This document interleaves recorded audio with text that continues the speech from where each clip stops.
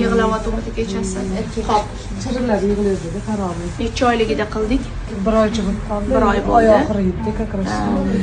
Bolacham bizni qusyotgandi, kechasi yig'layotgandi, krivashiyasi bor edi. Orasi osteopatiyani uzoq bo'lib qolganiga sabab bola shamollab qolgan ekan, lekin bitta kursda, bitta dona seansda osteopatiyada nima bo'ldi? O'zingiz aytib beringchi qani? Ancha o'zgarishlar bo'ldi, boshimni tutyapti. Tutolmasdan engashib ketaveradi. Kinalarga qarash kerak. Qattiq tushlari ham to'xtagan. Kechasi uyqusichi? Uyqusi yaxshi, yig'layapti.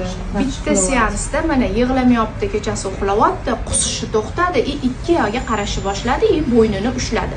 Hozir ikkinchi kursini, ikkinchi seansini qilamiz. Orasi bir oy bo'lish kerak emas. Bu shamollab qoldi, o'shaning uchun orasi bir oy bo'lib ketdi. Osteopatiya holatiga qarab qilinadi. Haftada bir marta yoki 3-4 kunda bir marta.